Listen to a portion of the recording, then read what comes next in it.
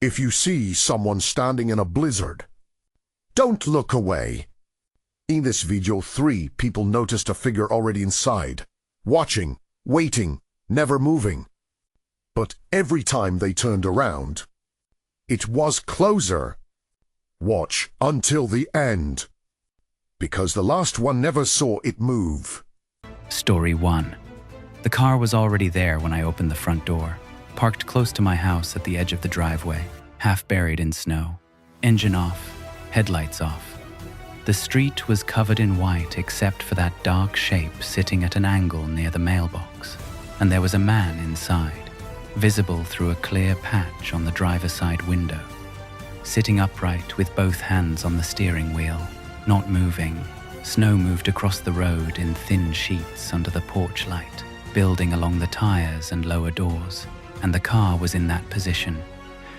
The man inside in that position, head forward, shoulders square, eyes open. I stepped out onto the path, boots pressing into fresh snow, and I looked at the ground around the vehicle. There were no footprints, no marks near the doors, no tracks leading away. I walked down the driveway, leaving the only fresh prints. The wind pushed loose snow across the street, and as I got closer, the details were clear. He was a white male, late 30s, about 180 tall, medium build, short light brown hair, clean shaven, pale face, straight nose, thin lips, no hat, no scarf, wearing a dark winter coat zipped to the neck, black gloves, dark pants, posture straight, no change in position. The driver's side window was covered in frost, except for one clear section at eye level, and through that section his face was visible. Eyes were open, mouth closed, no movement. I stood next to the door and knocked once on the glass. He did not move. I knocked again, harder. He did not move. His eyes were open, facing forward. I bent slightly and looked at the lower edge of the door, then the snow under the frame, then behind the car. The snow surface was smooth. I stepped to the side, changing angle, and from that position, his eyes were directed toward my front door behind me. I turned and looked at the house. The porch light was on. The front door was partially open behind the outer screen. End quote. Snow covered the steps and railings. I turned back to the car. His eyes were directed toward the house. I walked around the front of the vehicle, keeping the driver's side in view. The hood was covered in snow. The windshield was almost fully frozen, except for a faint line on the driver's side. And from the front, his head position was forward, not following my movement. I moved to the passenger side. The window there was fully frozen, no visibility inside.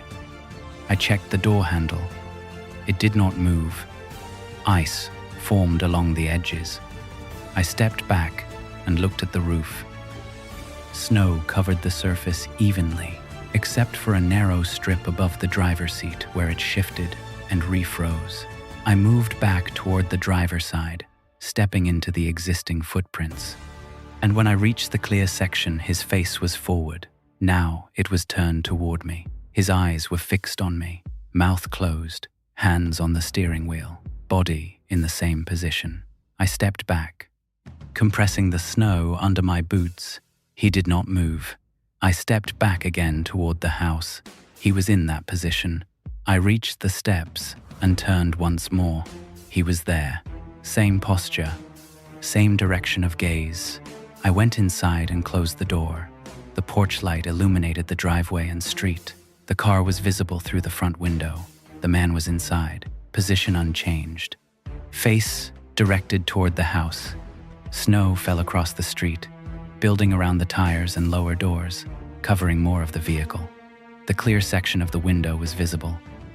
His face aligned with the house. I stood at the front window. The man was in that position. No movement. The street was empty. Snow was falling. The car did not move. The man did not move. The porch light flickered once and stayed on.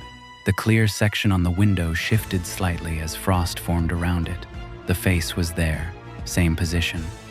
Then the face was not visible in that section. Ask, The seat was occupied, but his head was lower. His hands were not on the steering wheel. His upper body was visible lower in the seat. The car was in that position. I stood at the window. The street was empty. Then the motion light near the side gate turned on. The light illuminated the wall and the snow. The snow was smooth there. Now footprints were visible leading from the street toward the side gate. The prints were deep and evenly spaced. I turned back to the car. The driver's seat was empty. No face visible. No hands on the wheel. The car was in that position. I looked again toward the side gate. The footprints ended at the latch. The gate moved once. The latch lifted and dropped. The gate opened slightly and stopped. I checked the back door and the kitchen door, both closed. I returned to the front room. The snow below the front window was smooth. Now, a second line of footprints was visible. They started below the window, crossed the porch, and stopped at the front door. I looked through the glass. The porch was empty. The steps were empty. The driveway showed my footprints leading from the door and the new line ending at the front door. I looked back at the car. The driver's seat was occupied again. He was sitting upright, hands on the steering wheel, face visible through the clear section, directed toward the house. The porch light flickered again. I turned toward the hallway. The kitchen light was off. The back door was closed. I returned to the window. The car was there. The man was there. Same position, same direction. I stood at the window. No movement occurred. The street was empty. Snow was falling. At some point, the clear section on the glass showed no face again. The seat was occupied, but the head was not visible. I did not move. The porch light was on. Then the motion light turned on again at the side of the house. I turned. The footprints near the side gate were visible. A new set was visible next to the first. Leading closer to the wall, I returned to the front window. The car was there. The seat was occupied. The face was visible again, aligned with the house. I stood there until the sky became lighter. The snowfall slowed. The street was fully covered. The car was gone. No tire tracks, no marks, nothing. The driveway showed my footprints leading from the door into the empty space near the mailbox. The line across the porch was visible, ending at the front door. The prints near the side gate were visible. I moved to the side of the house and followed them to the back. They continued along the wall. Under the kitchen window, the frost on the glass was disturbed. Letters were visible, pressed into the frost from outside, still there. Story 2. The elevator doors were already open when I entered the underground parking level. Fluorescent lights flickering across concrete pillars, low ceiling, painted lines barely visible under a thin layer of dust. No other cars moving, no voices, just the hum of distant ventilation. And at the far end of the corridor, the elevator stood with both doors fully open, interior light on, no one inside. I walked toward it, footsteps echoing against the walls, the air cold and still, my reflection visible in the polished metal panels inside the cabin. I stepped in and turned to face the doors. The control panel on my right, buttons lit in a vertical line. I pressed the button for the ground floor. The doors closed in front of me, metal sliding together without sound, and, as they met, my reflection was centered in the panel, clear and sharp, shoulders square, jacket zipped, dark pants, gloves on, eyes level. The elevator did not move. No vibration, no sound of cables. The number display above the door did not change. I pressed the button again. It was lit. The doors did not open. I turned slightly to the left, checking the side panel. Brushed steel. Clean surface. My reflection shifted with the movement. Then I turned back toward the doors, and my reflection was there, centered. But the outline behind me was not empty. A second shape was visible directly behind my shoulders.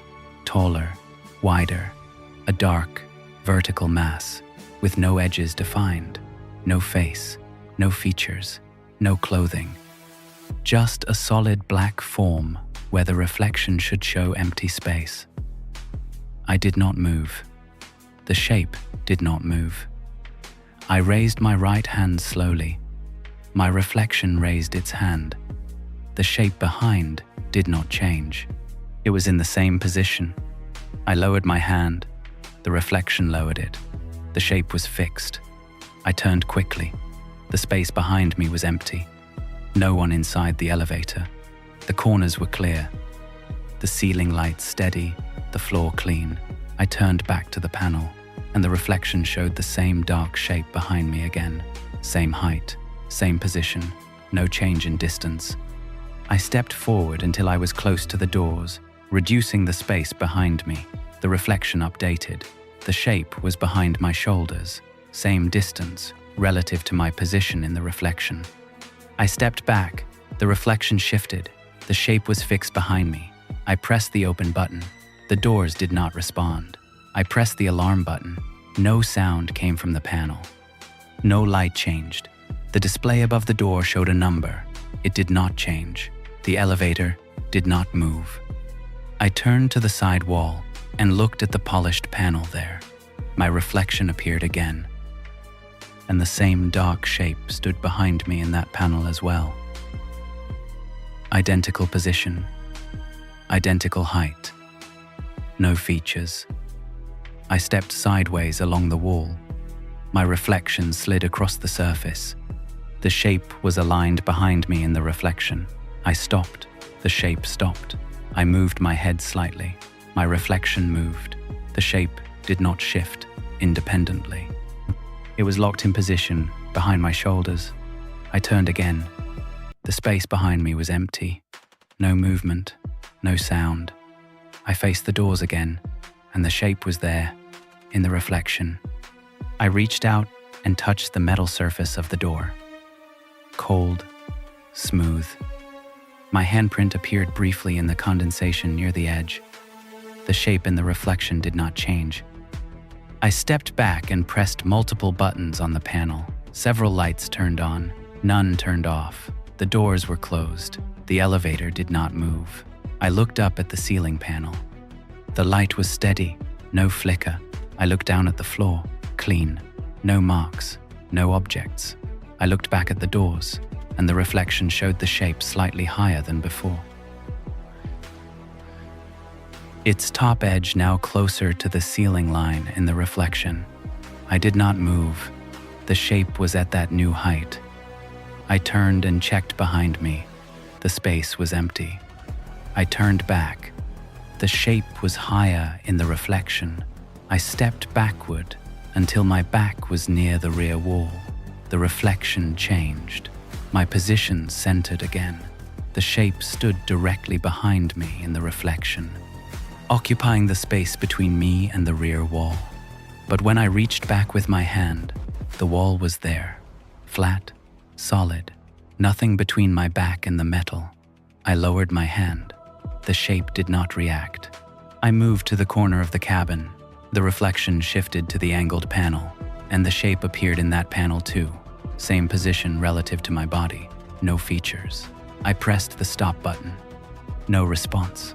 I pressed the door open button again. No response. I pressed the alarm again. No sound. I looked back at the main door panel, and the shape was now closer to my shoulders in the reflection. Its upper edge lower than before, compressing the visible gap between it and my head. I did not move. The shape did not move. I turned quickly. The space behind me was empty.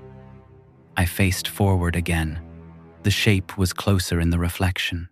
I stepped forward toward the doors. The reflection updated. The shape was directly behind me. Distance reduced in the reflection. I stepped back. The shape was close. I moved sideways. The shape was aligned behind me. I lifted my hand again. The reflection lifted it. The shape did not change. I lowered my hand. The shape was there. I looked at the side panel again. The same shape was visible behind me. There, identical position. I stepped toward the control panel and pressed all floor buttons. The lights turned on, none turned off. The display above the door showed the same number. The elevator did not move. I looked back at the door reflection, and the shape was now touching the outline of my shoulders in the reflection, merging at the edges.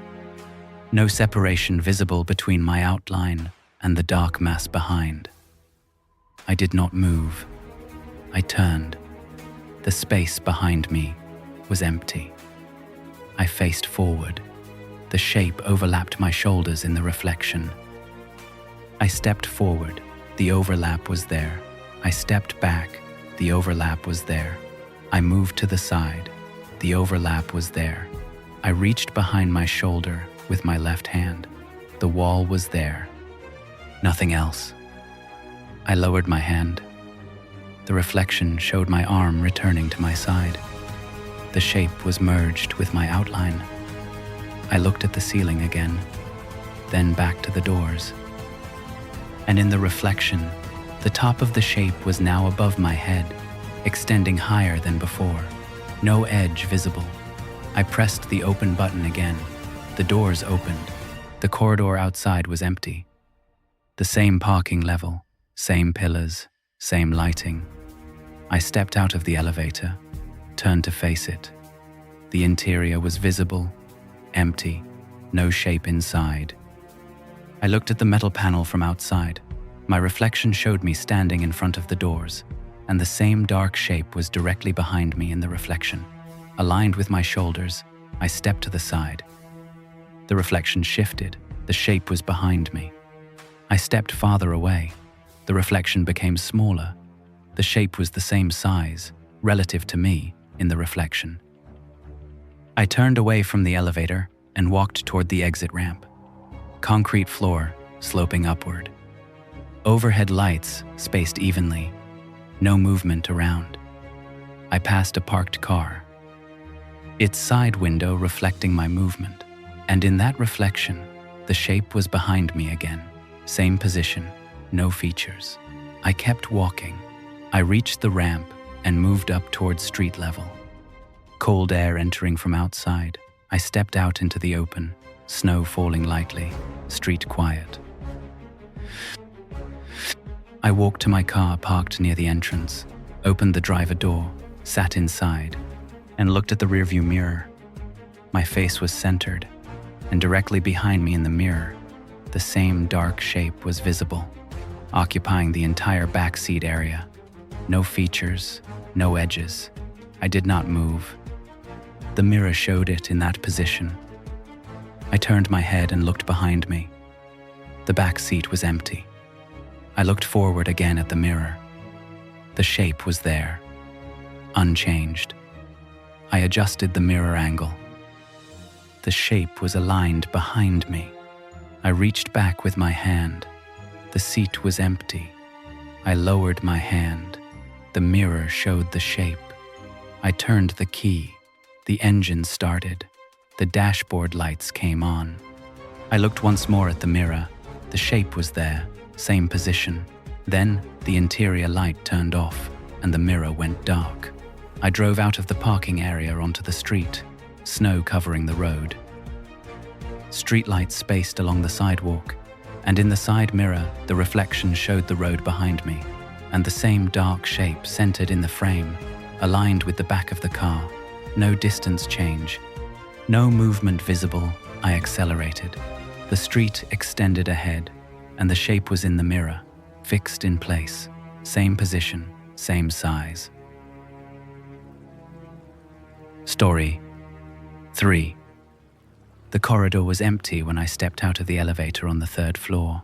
Hospital lights on, but uneven. Some panels flickering above the ceiling grid. A long white hallway with closed doors on both sides. Polished floor reflecting the overhead lights. No staff, no patients, no movement. Just a low electrical hum and the distant sound of something metallic touching the floor. A slow rolling noise coming from deeper in the corridor. I walked forward, shoes making a soft echo on the tiles, passing a row of plastic chairs fixed to a metal beam, a reception desk with a dark monitor, a wall clock displaying a time that did not change, and the rolling sound stopped. The corridor was silent. I stopped. No movement ahead, no doors opening, no voices. Then a single knock sounded from the wall to my right, a dull impact from inside the wall panel. I turned and looked at the surface. Smooth paint, no marks. The knock did not repeat. I walked, passing a closed patient room, the glass window in the door covered by a blind, a small gap at the bottom revealing darkness inside. I reached the corner and turned left into a narrower hallway, fewer lights, more flicker, and the rolling sound was audible again behind me, closer than before, the sound of a wheel on tile, uneven, with a light, metallic rattle. I turned back. The corridor was empty. The chairs, the desk, the long straight line of doors, nothing moving. The sound stopped.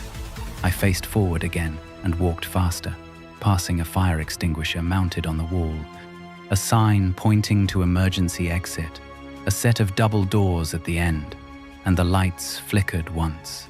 The corridor dimmed and returned, and the rolling sound was now ahead of me. Coming from beyond the double doors, I approached, pushed the doors open. They moved easily, hinges quiet, and I entered a waiting area with rows of empty chairs, a vending machine with its light on, a water cooler, and a nurse station window with no one inside. The rolling sound stopped again. The room was silent.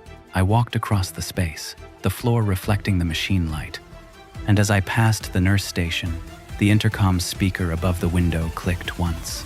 A short burst of static, then silence. I looked up at it. No light indicator, no voice. I continued moving toward a side hallway leading to patient rooms. Narrower, lower ceiling, lights flickering more frequently. And as I stepped into that hallway, the rolling sound was audible again behind me, now faster.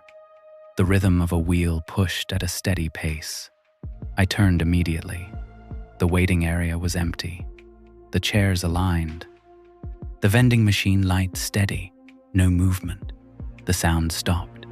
I faced forward and walked deeper into the hallway. Doors numbered in sequence. Small windows with blinds. No visibility inside. And then a breath sounded from behind me. A short inhale, followed by silence, close to ear level. I turned. The hallway was empty. No one there. The doors closed, the lights flickering. I stepped backward once, no movement. I turned and walked, passing another door, the number plate visible, the handle still, and a knock sounded from inside that room. 2 short impacts against the door from the other side. I stopped. The handle did not move, no shadow visible through the blind. The knock did not repeat. I moved past it, and the lights flickered again. Longer this time, the corridor dimming for a second before returning, and the rolling sound was now directly behind me, close, aligned with my steps, at the same distance. I stopped. The sound stopped. I stepped forward. The sound resumed. Same distance, same rhythm. I turned quickly. The corridor was empty, the floor clear, no equipment, no staff, no patients.